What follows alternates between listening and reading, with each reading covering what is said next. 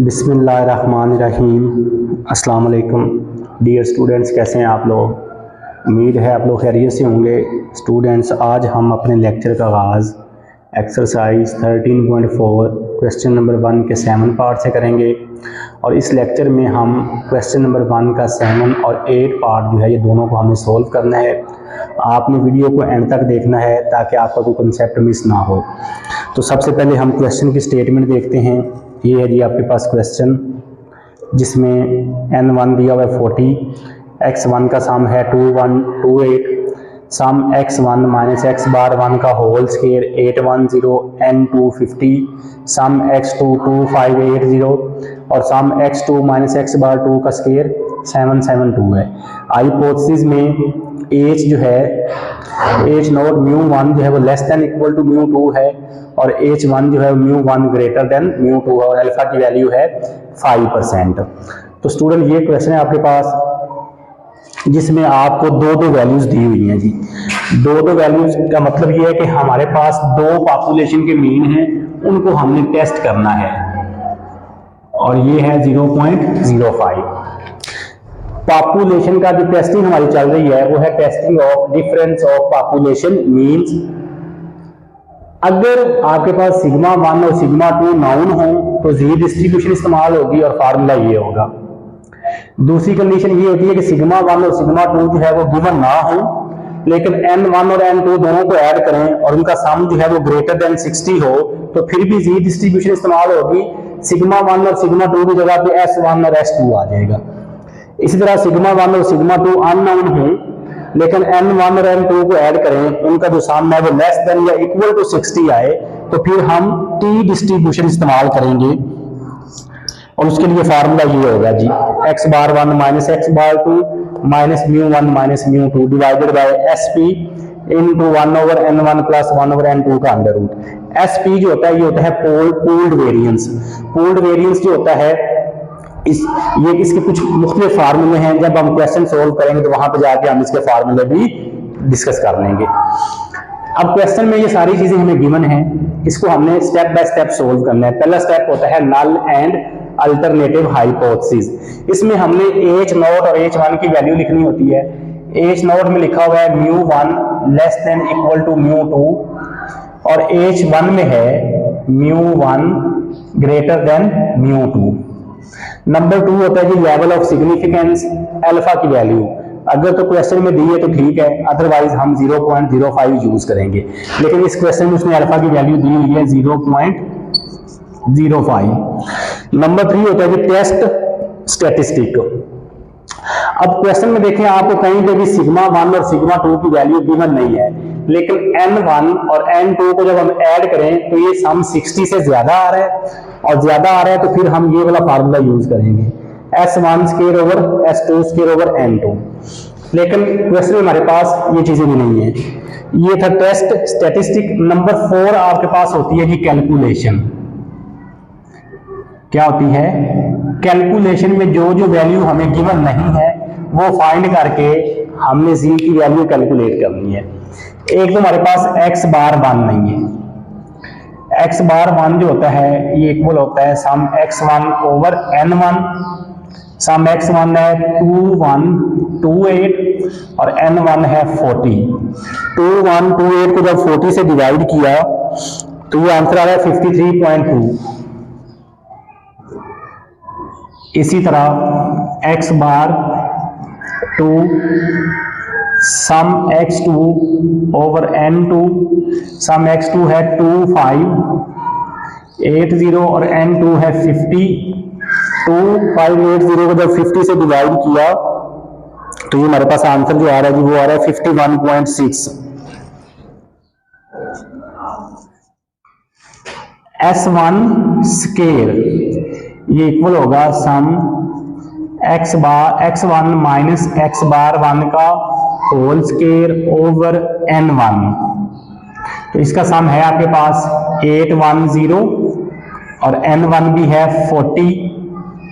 तो इसको जब हमने डिवाइड किया 810 को 40 से तो ये हमारे पास आंसर आ गया जी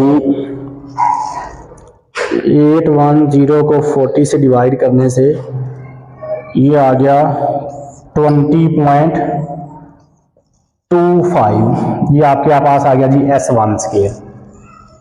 इसी तरह S2 स्केयर सम x2 माइनस x बार 2 का स्केयर ओवर n2, तो ये आपके पास 7 7 और n2 है जी आपके पास 50। 7 7 2 को जो करते हैं डिवाइड 50 से, तो ये आंसर आ गया 15.44। लें जी, ये सारी वैल्यूज हमारे पास आ गई। अब हमने जी जी कैलकुलेटर जो है उसकी वैल्यू करनी है फाइंड। तो जी कैलकुलेटर जो है ये इक्वल था x bar 1 minus x bar 2 minus μ1 minus μ2 divided by S1 का square over n1 plus S2 का स्केयर ओवर n2 और इसके ऊपर है अंडर रूट। x बार 1 है जी आपके पास 53.2 और x बार 1 है 51.6 माइनस 0 डिवाइडेड बाय S1 का स्केयर है 20.25, n1 40, S2 स्केयर 15.44, n2 50 और इनके ऊपर अंडर रूट। पहले ऊपर वाले को सोल्व करते हैं, वो है 53.2 माइनस 51.6, ये आ रहा है जी 1.6। अब नीचे वाले को सोल्व करते हैं, 20.25 को डिवाइड किया 40 से, उसमें प्लस किया हमने जी 15.44 को डिवाइड किया 50 से और उनका ले लिया अंडर रूट, तो ये आंसर आ गया जी 0.9028। 1.6 को डिवाइड कर दिया तो ये आंसर आ गया जी 1.77।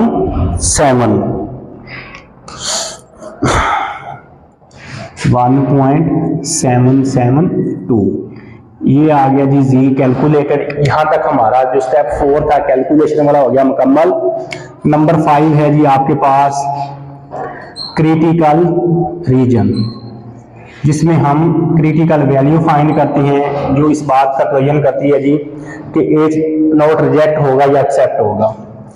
तो जी अल्फा की वैल्यू है 0.05 और ये हमारे पास वन टेल टेस्ट है, क्योंकि यहाँ पे अगर इक्वल का साइन होता और यहाँ पे नॉट का होता तो फिर ये टू टेल टेस्ट था। तो टू टेल टेस्ट में हम अल्फा को 2 पे डिवाइड करते हैं, ये चूंकि वन टेल टेस्ट है अल्फा को 2 पे डिवाइड नहीं करेंगे। टेबल में जाके देखा तो ये आंसर आ गया 1.645। अब आप कहेंगे जी वहां पे तो सारी वैल्यू नेगेटिव दी हुई है, तो अगर तो आपके पास कैलकुलेटेड वैल्यू प्लस में आएगी तो आपने टेबल वाली वैल्यू को भी प्लस में लेना है। अगर कैलकुलेटेड वैल्यू माइनस में आएगी तो आपने टेबल वाली वैल्यू को भी माइनस के तौर पे इस्तेमाल करना है। उसके बाद हम लिखेंगे जी रिजेक्ट एज नॉट इफ। यहां पे एज नॉट लिखना नहीं है कि अगर जी कैलकुलेटेड ग्रेटर देन या इक्वल टू होगा 1.645 से तो हम अपने एज नोट को रिजेक्ट कर देंगे जी। ये स्टेप 5 हमारा मुकम्मल हो गया। उसके बाद 6 होता है जी कंक्लूजन। यहां पे मैं लिख रहा हूं जी सिंस जो हमने जी कैलकुलेट किया है वो आंसर आ रहा है 1.772 और ये ग्रेटर देन है जी अल्फा के, जो कि इक्वल है 1.645 के। So we reject H naught, क्योंकि हमने कहा था कि अगर कैलकुलेटेड वैल्यू टेबल वाली वैल्यू से बड़ी होगी तो हम अपने एज नॉट को रिजेक्ट कर देंगे। तो कैलकुलेटेड वैल्यू बड़ी आ रही है इसलिए एज नॉट को रिजेक्ट किया।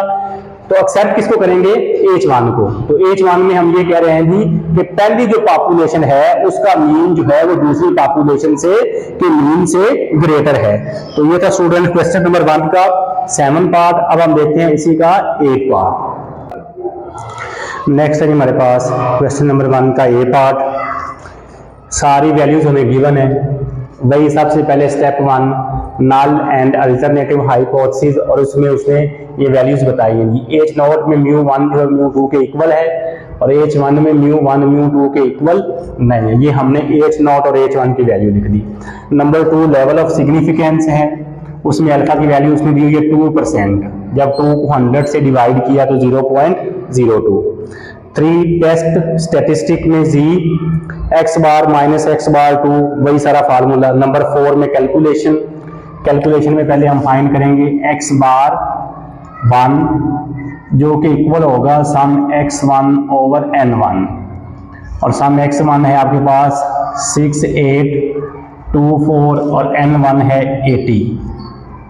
हाँ, इसको जब हमने 80 से डिवाइड किया तो हमारे पास जो आंसर आ रहा है वो आ रहा है 85.3। इसी तरह x बार 2 सम x2 ओवर n2, तो सम x2 है आपके पास 8740 और n2 है आपके पास 100। जब इसको डिवाइड किया तो ये आंसर आ गया 87.40। इसी तरह S1 स्क्वायर, अब वो जो है इसको जो डिवाइड कर रहा है वो कर रहा है जी इसको n-1 से, लेकिन जब n1 और n2 जो है वो ग्रेटर देन 60 हो तो z हो तो फिर हम इसको n से ही डिवाइड करेंगे। यहाँ पे आ जाएगा n1 और इसका सम है हमारे पास 2508 और इसको जब डिवाइड किया n1 80 से तो ये हमारे पास जो आंसर आ रहा है वो आ रहा है जी 2508 को डिवाइड कर दिया n1 80 से 31.35।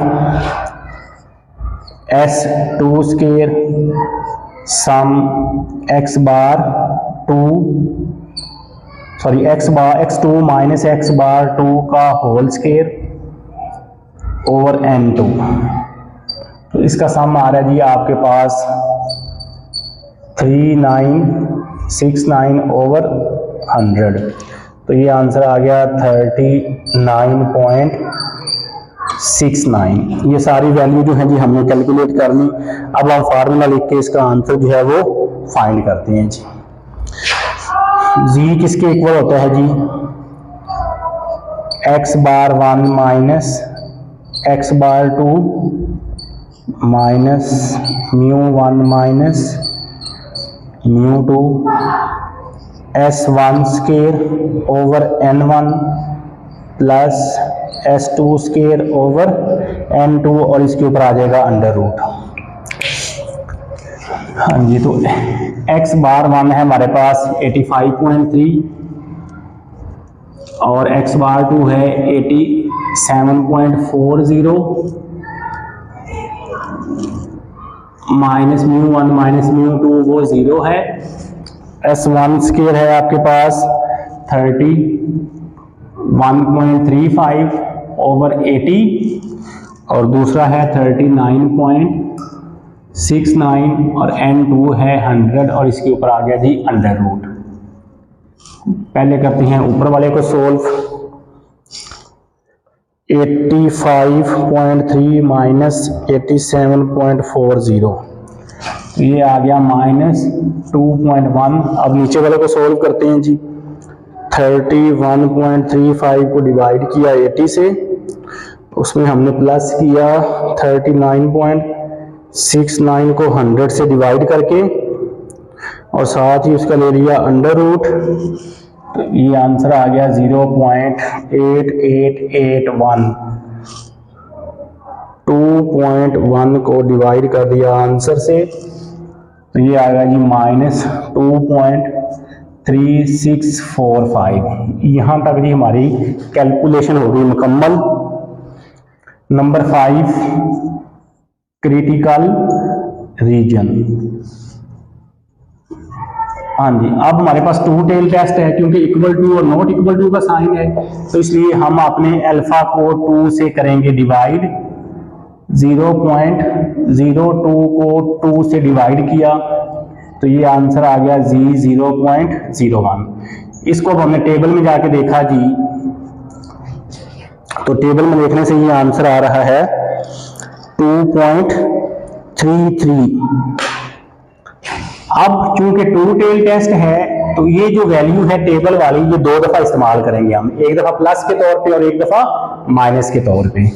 रिजेक्ट एच नॉट इफ, यहां पे एच नॉट लिखना नहीं है कि अगर जी जो कैलकुलेट किया है वो ग्रेटर देन या इक्वल टू होगा प्लस 2.33 से तो भी एच नॉट रिजेक्ट होगा, अगर जी कैलकुलेटेड लेस देन या इक्वल टू होगा -2.33 से तो भी एच नॉट रिजेक्ट होगा। उसके बाद है नंबर 6 कंक्लूजन। देखें जी जरा, सिंस जो हमने जी कैलकुलेट किया है वो आंसर माइनस में आ रहा है, तो इसलिए हम माइनस वाली वैल्यू के साथ इसको कंपेयर करेंगे। -2.3645 जो है ये लेस देन है जी अल्फा बाय 2 के, जो कि इक्वल है -2.33, क्योंकि माइनस की वैल्यू जितनी बड़ी होती है इतनी ही छोटी होती है, तो इसलिए -2.3645 जो है वो -2.33 से छोटा है। जब छोटा है तो हम क्या करेंगे जी, हम अपने एच नोट को रिजेक्ट कर देंगे। So we reject H naught, नीचे हम लिखेंगे so we reject H naught. अब यहाँ पे जगह नहीं है इसलिए मैं ये छोटा छोटा लिख रहा हूँ। एच नोट को रिजेक्ट करने का मतलब ये है कि हम H1 को एक्सेप्ट कर रहे हैं, और H1 ये कह रहा है जी μ1 जो है μ2 के इक्वल नहीं है, मतलब पॉपुलेशन 1 का मीन जो है वो पॉपुलेशन 2 के मीन के इक्वल नहीं है। तो स्टूडेंट्स आज के लिए हमारा यही काम है। अगर आप चैनल पे नए आए हैं और अभी तक आपने चैनल को सब्सक्राइब नहीं किया तो जल्दी से चैनल को लाइक कर दें, सब्सक्राइब कर दें, और बेल आइकन को आपने लाजमी प्रेस करना है ताकि आने वाली हर नई वीडियो का नोटिफिकेशन आप तक पहुंच सके। एक नई वीडियो के साथ दोबारा फिर मिलते हैं, अपना ख्याल रखिएगा। अल्लाह हाफिज।